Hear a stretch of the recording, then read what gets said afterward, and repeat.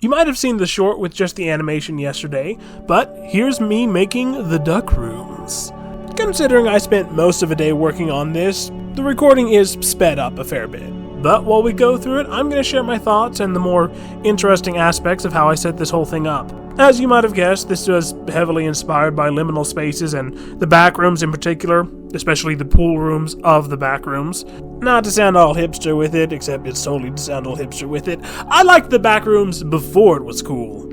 I actually found out about the whole deal before Kane Pixels made his animations, and subsequently the game theory videos on those blew up the whole idea of it. Actually, it was probably a film theory video, not a game theory video, but you know what I mean. But yeah, I liked it before it was cool. I think it was almost probably around a year before Kane Pixels started doing his backrooms thing that I found the setting. I'm pretty sure a video talking about the backrooms was a recommended video off of an SCP Foundation video, and that's how I found out about it. But of course, when Kane Pixels did his found footage animation of the setting, it exploded in popularity, and now we have all this liminal space artwork everywhere now. Some of it's real places that have been photographed interestingly, some of it's, artistical. And I was scrolling through Reddit, and I saw a liminal space thing pop up in my feed. I was like, hey, I could probably use something like that in Blender, so that's where this came from. Originally, I was just going for a pool rooms type vibe, but I decided to put a rubber duck in there to be funny, and then I put more rubber ducks in, and it became the Duckrooms. Partly because I just found that funny. I think I was trying to channel a little of, what is the channel name? Zooluminology, I think? The series where it's a bunch of highly underfunded scientists exploring the far realms and documenting the creatures therein. But instead of being like analog horror, it's analog wholesome. The series that has the Galbo, Long Legs, and Prince Care Guide videos. You've probably seen at least one of those. They were really popular. I was trying to channel a little bit of that vibe into it as well. Also pulling from the game Superliminal a little bit. But yeah, those were the main three pieces of inspiration.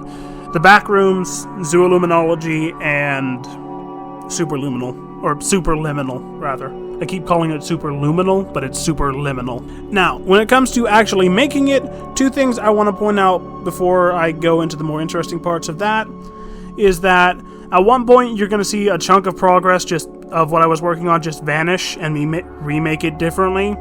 That wasn't so much a conscious choice as Blender crashing on me and making me redo how I was doing it. The second thing is that although you're not going to see me get rid of them in this footage, I end up scrapping the fake light rays or god rays, however you prefer to call them, because it was causing some weird shadow artifacting in the rendering, and it had to go because of that. When it comes to actually making this whole deal, I'm not going to cover a good chunk of it because a good chunk of it's just basic modeling, and there's plenty of tutorial videos that go over how to do that way better than I could. But for the things that are a few steps more complicated than that, I'll explain what I did and my reasoning for it. As you already saw, for the scaffolding for the slide and the ladder setup for the diving board, I extruded out vertices, made sure they were all connected, and then used the skin modifier on them to build a block out from them, and then use a subdivision on that to make it cylindrical. And then to adjust the size of that, in edit mode, I hit A to select everything, and use Control A to adjust the thickness of the skin modifier to shrink it down to where it looks correct. That's pretty much the same process I used to create the climbing dome that'll get added later, except instead of extruding the vertices, I just cut an icosphere in half. The stairs, which I should be working on now, are just a cube object with an array modifier, angled and sized to take it up to that upper ledge. I think now in the footage is where I start working on the eventually removed light rays that come from the windows. And then after that, I do some fairly simple texturing on everything. And then after that, we come to the next more interesting thing that I want to explain, which is where I take a simple plane, size it to the dimensions of the pool pretty much, subdivide it a bunch, and then put a dynamic paint setup on it. Specifically, I have this plane set as a canvas set to wave. The water that flows out of the pipe uses the same texture as the water that gets rippled in the pool, but it's not actually a fluid simulation, as you can probably see, or will be able to see, but it is a particle sim using metaballs. The first reason that this is important is because it is a lot easier to process and render a particle simulation than it is a fluid simulation. It takes a lot less time and is less process intensive. But the other, and arguably more important reason, is that you can use your particle simulation's emission object and have it set to a dynamic brush paintbrush using the particle simulation as the brush rather than the mesh, which allows your particles to interact with the dynamic paint of the water in the pool, making the water in the pool ripple. However, there was an issue, because the pool water object had a subdivision modifier on it.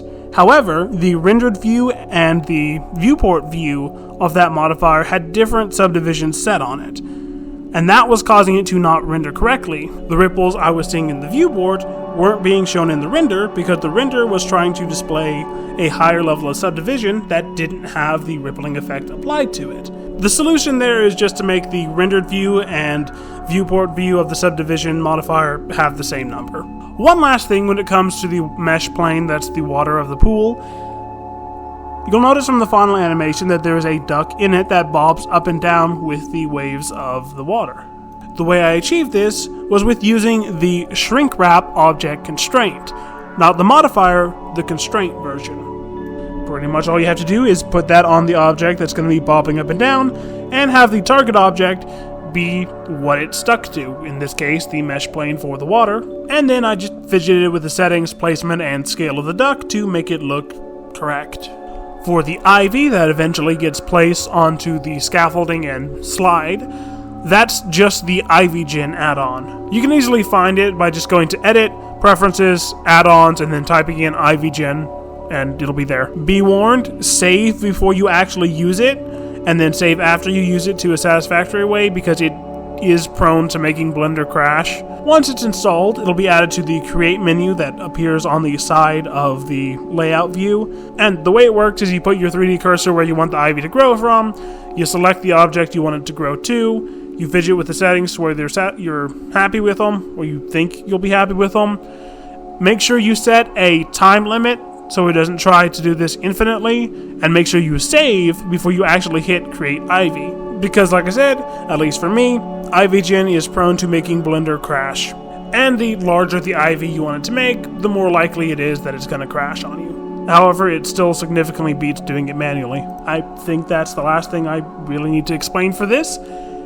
And my voice is starting to fail me, I can feel it growing hoarse. So before I lose it completely, a quick reminder. The current Community Art Showcase prompt is weaponry. If you want to take part, make something with a prompt of weaponry, and post it to the channel Discord before the end of the 31st. If you've enjoyed this, please like and subscribe, and I will see you in the next video.